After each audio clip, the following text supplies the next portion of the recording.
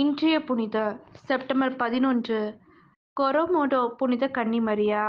Venezuela நாட்டில் உள்ள போர்த்துகீசிய மாகாணத்தில் உள்ளது குவானரோ என்ற இடம். இங்கு 1591ஆம் ஆண்டு ஒரு சில மறைப்பணியாளர்கள் மறைபரப்பச் சென்றார்கள். இவர்களை பார்த்துவிட்டு ஏற்கனவே அங்கிருந்த கோஸ்பெஸ் கொரமோடா இனத்தை சார்ந்தவர்கள் காடுகளுக்கு தப்பியோடி அங்கேயே வாழத் துவங்கினார்கள். இதன் பிறகு 1651ஆம் ஆண்டு புனித கன்னிமரியா கோஸ்பெஸ் கொரமோடா இனக்குலத் தலைவருக்கு ஒரு ஆற்றில் தோன்றி, நீயும் உன்னுடைய இனத்தாரும் அருகே இருக்கும் மறைப்பணியாளர்களிடம் சென்று திருமுழுக்கு பெற்றுக் கொள்ளுங்கள் என்றார். உடனே இனக்குழு தலைவர் தன்னுடைய மக்களை மறைப்பணியாளர்களிடம் அழைத்துச் சென்று திருமுழுக்கு பெறச் செய்தார்.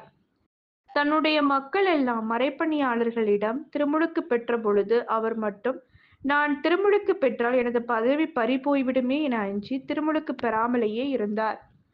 1652ஆம் ஆண்டு செப்டம்பர் திங்கள் 8ஆம் நாள் புனித கன்னிமரியா கோஸ்பெஸ் இனக்குழு தலைவருக்கு மீண்டுமாக தோன்றி திருமுழுக்கு பெறுமாறு சொன்னபோது அவர் புனித கன்னிமரியாவை பிடிக்க முயன்றார்.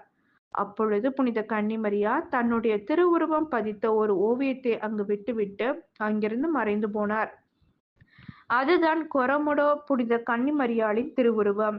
இவ்வாறு திருமுழுக்கு பெறாமலேயே இருந்த கோஸ்பெஸ் இனக்குழு தலைவர் தன்னுடைய வாழ்வின் இறுதி கட்டத்தில் திருமுழுக்கு பெற்று ஆண்டவர் மீதும் புனித கன்னிமரியாவின் மீதும் நம்பிக்கை கொள்ளத் தொடங்கினார். 1942ஆம் ஆண்டு வெனிசுலா நாட்டு ஆயர்கள் கொரமோடோ புனித கன்னிமரியாவை வெனிசுலா நாட்டின் பாதுகாவலியாக அறிவித்தார்கள்.